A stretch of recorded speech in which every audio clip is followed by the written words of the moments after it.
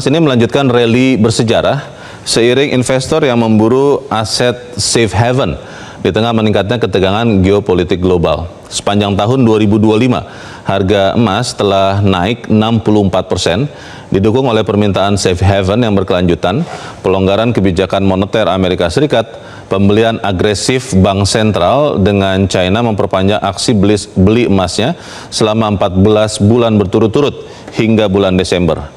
Juga arus dana masuk yang mencetak rekor ke Exchange Traded Fund atau ETF berbasis emas.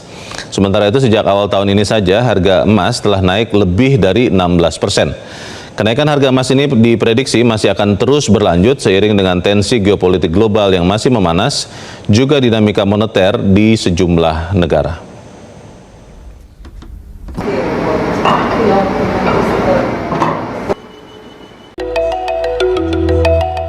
Kilau kenaikan harga emas 2 tahun terakhir membuat Rian Nugraha semakin yakin untuk mengoleksi logam mulia.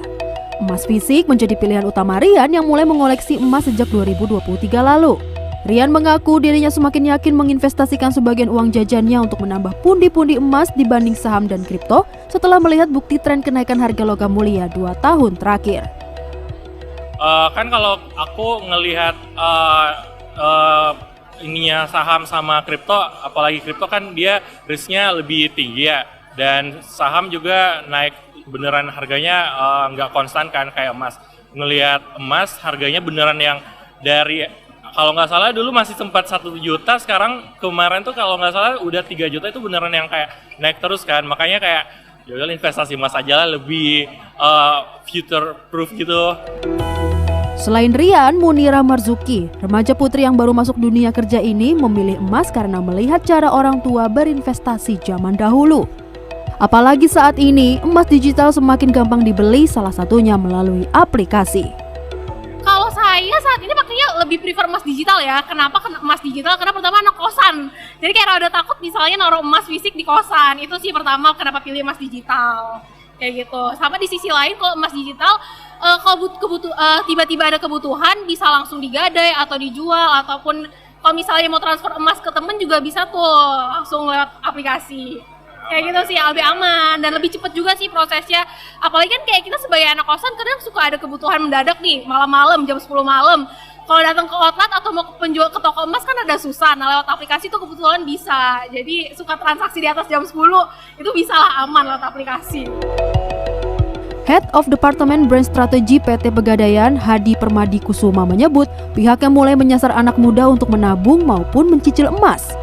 Sebagai bullion bank, PT Pegadaian menggelar Tring Digital Lounge di Mall Kota Kasablanka untuk memberikan pengalaman transaksi emas digital, cek kadar emas, serta mencoba ATM emas yang sedang digandrungi para Gen Z. Ini mungkin hampir mayoritas di 80% ke atas sih, karena memang anak muda ini kan melek teknologi ya. Jadi di sini kita memperkenalkan Tring, karena Tring ini kita kemarin launching di Oktober 2025. Nah dari situ ada beberapa kemudahan-kemudahan, salah satunya adalah membantu para generasi Z, gitu, para anak-anak muda ini untuk mulai melek investasi emas. Berdasarkan data Pegadaian, sepanjang tahun 2025, nasabah kelompok usia Gen Z yaitu remaja kelahiran tahun 1997 hingga 2007 mencatatkan pertumbuhan tahunan sebesar 116%. Angka ini jauh melampaui pertumbuhan kelompok usia lainnya. Milenial tumbuh sebesar 49%, disusul oleh Gen X sebesar 34% dan Baby Boomer sebesar 32%. Adapun total pengguna tabungan emas Pegadaian secara nasional telah mencapai 4,85 juta nasabah. Pengamat ekonomi, mata uang dan komoditas Ibrahim Aswaibi menjelaskan banyak Gen Z yang merasa bingung untuk berinvestasi. Namun saat mulai terjadi masalah investasi dan koreksi harga kripto, membuat Gen Z mulai mencari investasi yang aman, yaitu emas. Gen Z ini sebenarnya yang paling banyak ya prosentasenya yang mereka memiliki dana tetapi kebingungan kemana. Karena kemarin kan wah sudah terlalu banyak di kripto ya, kemudian setelah ada masalah yang kita lihat begitu fenomenal ya, masalah Timothy, akhirnya orang beralih bahwa mungkin yang paling aman itu adalah sebagai safe haven itu adalah di logam mulia. Nah akhirnya apa? dengan kondisi sebelumnya yang dianggap gagal, mereka beralihlah ke logam mulia. Nah, logam mulia yang seperti apa? Karena Gen Z itu dananya terbatas, akhirnya apa? Gen Z ini hanya berfokus terhadap emas digital. Kita punya bullion bank. Ya, bullion bank ini cukup menarik. Kenapa pemerintah membentuk bullion bank? Karena apa? Kita kekurangan logam mulia secara fisik. Ya, dengan adanya bullion bank sehingga masyarakat Gen Z itu, ya, mereka itu kembali melakukan pembelian melalui emas digital, bisa melalui Pegadaian, bisa melalui Bank Syariah Indonesia. Nah, ini yang terjadi, bahkan sekarang itu sudah hampir 70 ton di Pegadaian. Mungkin di Antam lebih banyak lagi dengan menggunakan emas digital. Pada tahun 2024, PT Pegadaian telah membukukan 8,2 juta transaksi digital dengan 1,34 juta nasabah aktif melalui layanan aplikasi Pegadaian Digital dan Pegadaian Syariah Digital.